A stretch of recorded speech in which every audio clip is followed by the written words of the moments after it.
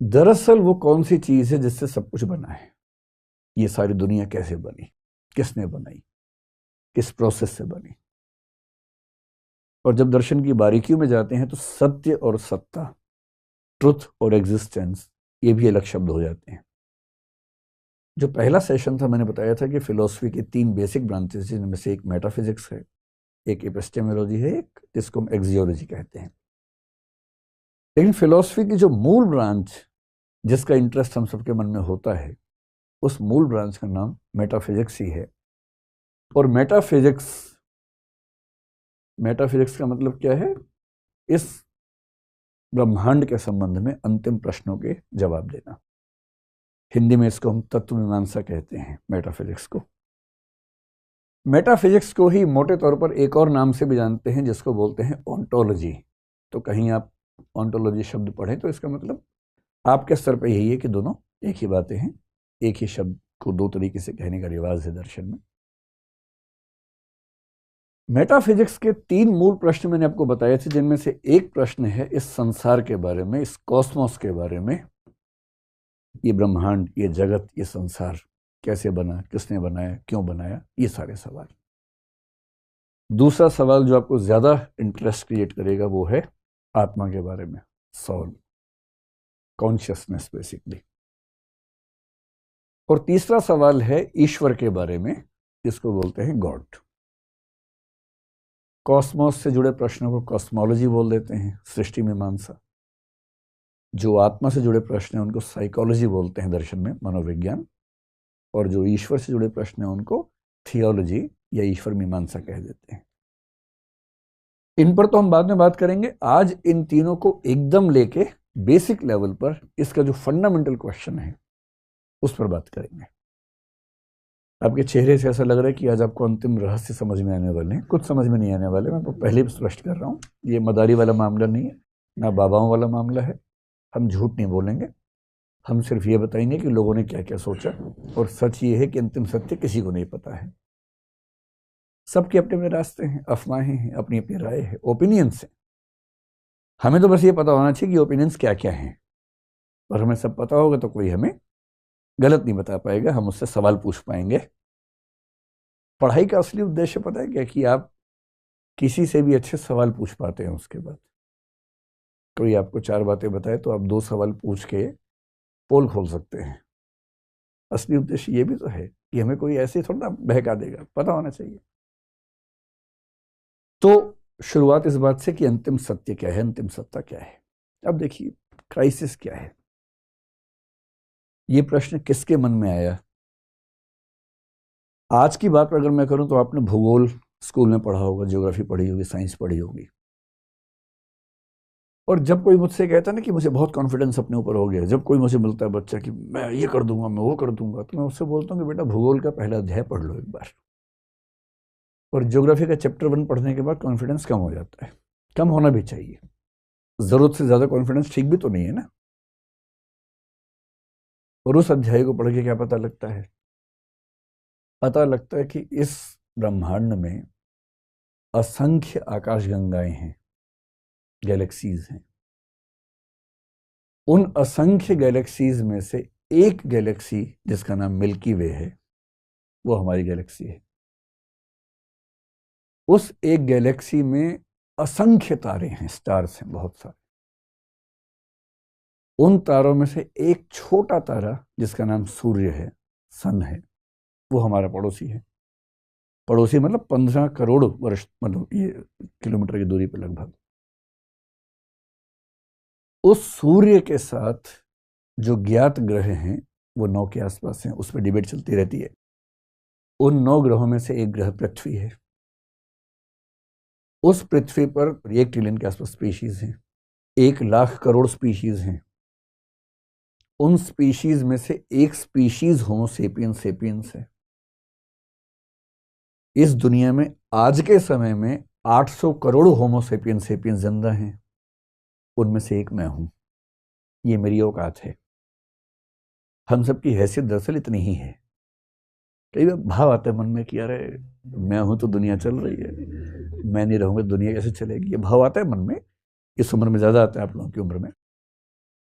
जब जब कॉन्फिडेंस ज्यादा होने लगे तो ये अध्याय पढ़ लीजिए भूगोल वाला, जब कम होने लगे तो मोटिवेशन की स्पीच सुन लीजिए कि तुम क्या नहीं कर सकते, तुम वो सब सुन लीजिए। उससे थोड़ा सा गुब्बारा फूल जाता है थोड़ी देर के लिए और अच्छी फीलिंग आती है। दोनों की अपनी वैल्यू है। कॉन्फिडेंस होना भी जरूरी है जीवन में, और एक सीमा से ज्यादा हवा में उड़ना ठीक नहीं है, ये भी उतना ही महत्वपूर्ण है। ये तो हम जानते हैं ना, उस समय के मनुष्य को नहीं पता था। जब फिलोसफी की शुरुआत हुई उसको नहीं पता था कि आकाशगंगा क्या होती है। उस बेचारे को क्या पता कि तारे कितने होते हैं। वो तो समझिए कि एक ऐसी दुनिया में किसी को जाके पटक दिया, जैसे आपने वो पीके फिल्म देखी होगी, शायद पीके नाम था ना उस फिल्म का। किसी और ग्रह से कोई व्यक्ति आके गिर गया बेचारा, और वो मीनिंग निकालने की कोशिश कर रहे कि ये क्या है, मैं कहाँ हूं।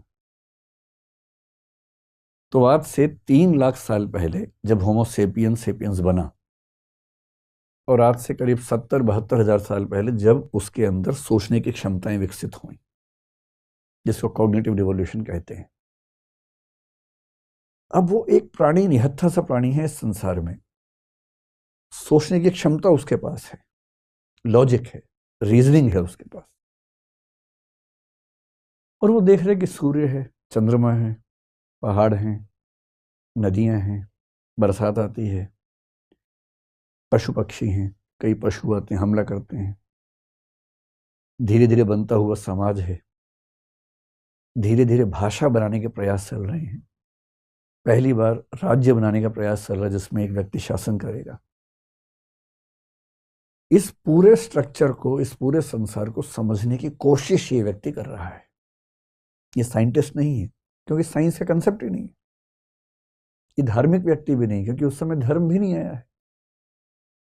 एक बेसिक बुनियादी दिमाग लेके समझना चाह रहा है इस रहस्य को कि मैं कहां पटक दिया गया हूं, मैं किस दुनिया में हूं, कैसे समझूं कि ये दुनिया क्या है, कैसे बनी, और मेरी इसमें क्या स्थिति है। मेरे आसपास जो लोग मर रहे हैं, क्या वो खत्म ही हो गए? हम आए कहां से थे, जाएंगे कहां, कुछ नहीं पता है। अब ऐसे में लोग क्या करेंगे, सोचेंगे, जिज्ञासा से भर जाते हैं। जिज्ञासा से भरे हुए इस व्यक्ति के पास इनपुट बहुत कम है। देखिए, एक वैज्ञानिक जब निष्कर्ष निकालता है, कैसे निकालता है? उसके पास लॉजिक है, रीजनिंग है, प्रोसेसिंग है, लेकिन इनपुट भी तो है बहुत सारा।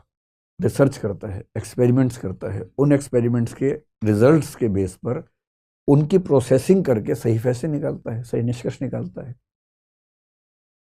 इसलिए फिलॉसफी में कहते हैं कि जो चिंतक है वो दो तरह का हो सकता है, या तो होगा मधुमक्खी जैसा, या होगा मकड़ी जैसा।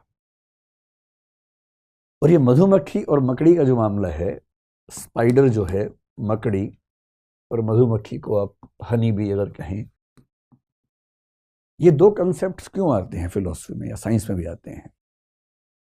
एक अच्छा वैज्ञानिक होता है मधुमक्खी जैसा, इसलिए वैज्ञानिकों का आदर्श है मधुमक्खी होना।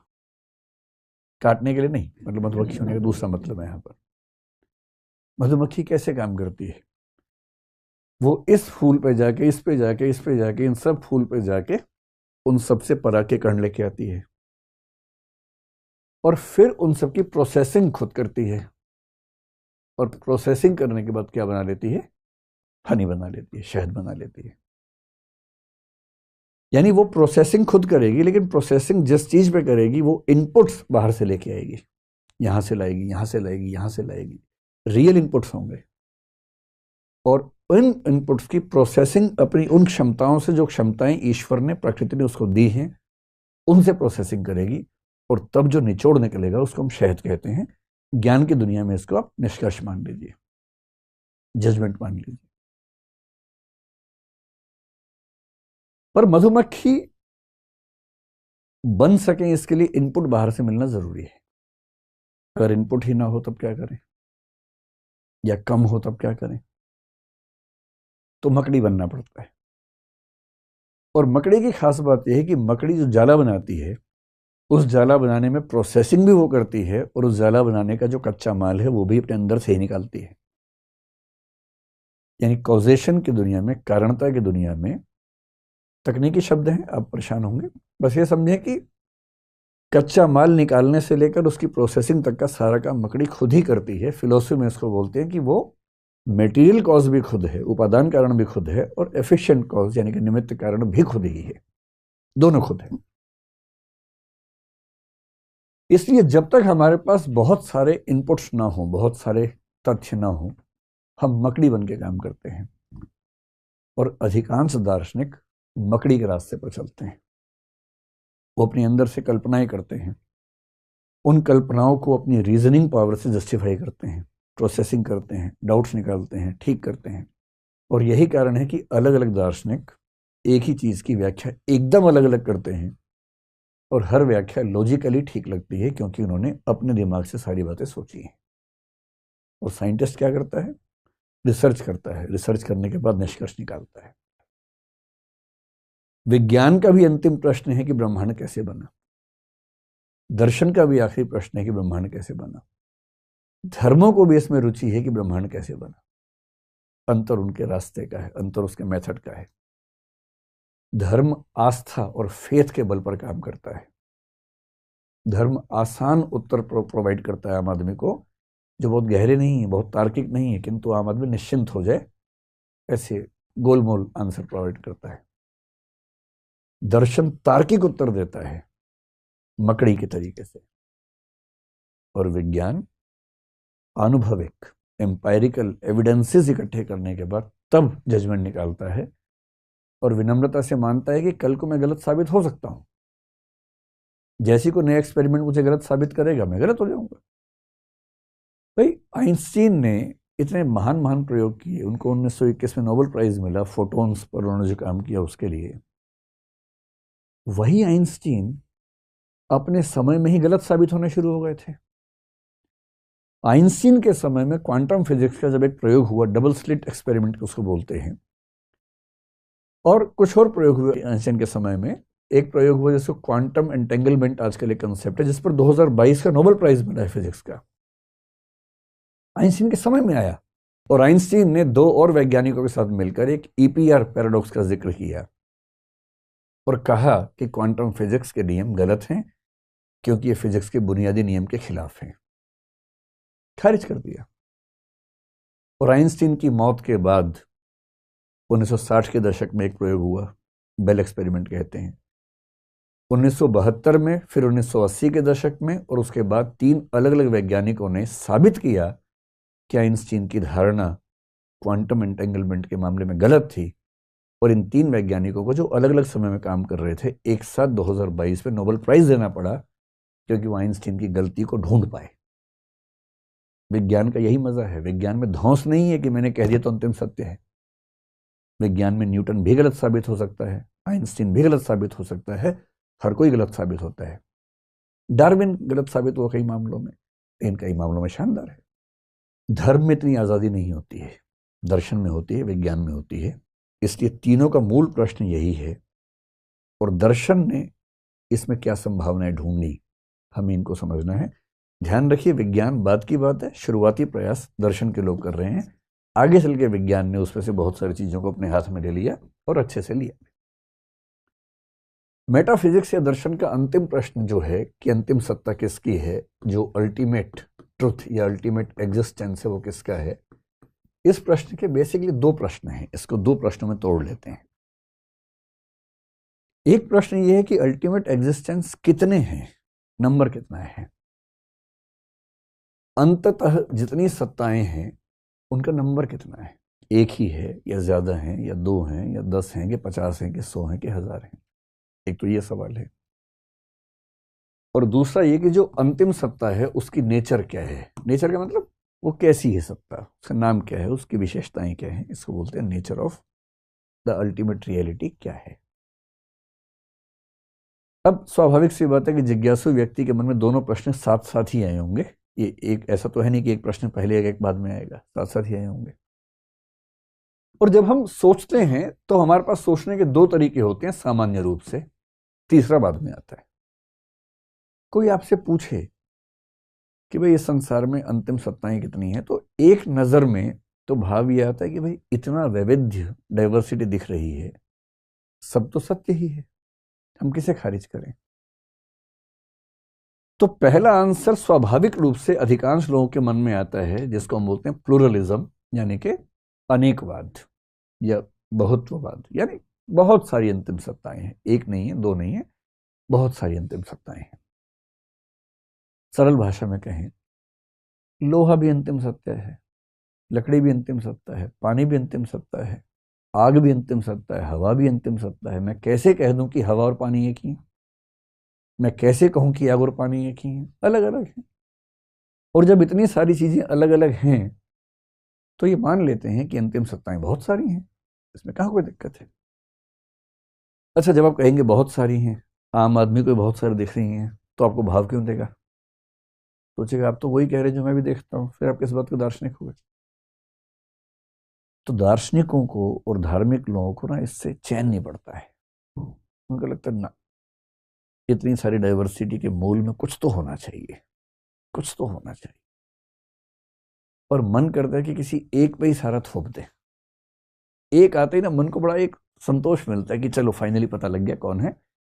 ये वाला सेटिस्फेक्शन इतना परेशान करता है कि कुछ लोगों ने कहा ना भाई, अंतिम सत्ता केवल एक है। और जिन्होंने कहा कि अंतिम सत्ता केवल एक है, इनको बोलते हैं मोनिज्म या मोनिस्ट, यानी एकवाद।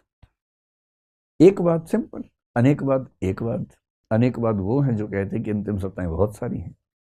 एकवाद या एकवादी लोग वो हैं जो कहते हैं कि अंतिम सत्ता एक है, बस। लेकिन इस बीच में कुछ और लोग उभरे और बोले कि ना, अंतिम सत्ता ना तो अनेक है ना एक है, बल्कि दो हैं। और इनका नाम पड़ गया ड्यूअलिज्म या द्वैतवाद, जिसका मतलब है कि अंतिम सत्ताएं दो हैं। अब आप सोचेंगे कि दो का लफड़ा कहां से आ गया? अनेक समझ में आ रहा है कि बहुत सारी हैं। भाई जैसे आप यहां पर इतने सारे लोग हैं, मैं कैसे कह दूं कि मतलब लक्ष्मण जो है और जो दूसरा व्यक्ति है संजीव है एक ही व्यक्ति है? नहीं, अलग अलग व्यक्ति हैं। आप सब अलग अलग व्यक्ति हैं। और यदि मुझे सबको रिड्यूस करना है तो मैं एक में ही करूंगा ना, कि एक ईश्वर है, उसी ने आप सबको बनाया। ये दो की बात कहां से आ रही है? लेकिन दर्शन में खास समस्या है, जिसकी वजह से कुछ लोग ड्यूअलिज्म की बात करते हैं, और उनकी मजबूरी है करने की। क्यों करते हैं? अगर आप ड्यूअलिज्म का आंसर सुन लेंगे तो बात सारी स्पष्ट हो जाएगी। ड्यूअलिज्म कहता है कि एक सत्ता है मैटर की और एक सत्ता है कॉन्शियसनेस की। मैटर को हिंदी में बोलते हैं जड़ पदार्थ या भौतिक पदार्थ। कॉन्शियसनेस को हिंदी में बोलते हैं चेतना या चेतन पदार्थ, या चेतना कह लीजिए उसको। ये सारा खेल कैसे हो रहा है, अगर इन दोनों को समझेंगे तो पूरी कहानी स्पष्ट हो जाएगी, पूरी की पूरी कहानी स्पष्ट हो जाएगी। क्या कहानी है? देखिए, ये मैटर कॉन्शियसनेस की कहानी कैसे काम करती है। इस दुनिया में जितनी चीजें हैं ना, हम कोशिश करते हैं सबको सेट करते हैं कि एक के अंदर ही सेट हो जाए, कोशिश करके देखते हैं, ठीक। तो मैं जितनी भी चीजों को बांटूंगा तो मैं पाऊंगा कि या तो मैं उनको एक वर्ग मैटर में सेट कर सकता हूं, या मैं उनको एक दूसरे वर्ग कॉन्शियसनेस यानी कि चेतना में एडजस्ट कर सकता हूं। जैसे लोहा है, लोहे को कहां रखेंगे आप? तो आयरन यहां आ गया। पानी कहां आएगा? यहीं आ जाएगा। आग कहां आएगी? आग भी यहीं आ जाएगी। हवा कहां आएगी? हवा भी यहां आ जाएगी। कई लोग बोलते हैं कि हवा यहां आएगी, नहीं, हवा वहां नहीं आएगी, हवा भी मैटर है। ये सब कुछ यहां आ जाएगा। लोहा, लकड़ी, जो जो भी आपको समझ में आता हो इस तरह की चीजें, वो सब यहां आ जाएंगी। लेकिन अगर मैं आपसे पूछूं कि एक चीज है विचार, थॉट, थॉट भी तो है ना दुनिया में। हम सब लोग थॉट मतलब सोचते हैं, थॉट्स हमारे मन में आती हैं। फिर आपके मन में एक चीज आती है इमोशन। जब लोग दीवाने होकर बोलते हैं, ऐसे करते हैं, मैं तेरे लिए जान दे सकता हूं, ये बकवास है। यहां जो दिल है वो केवल पंपिंग करता है ब्लड की।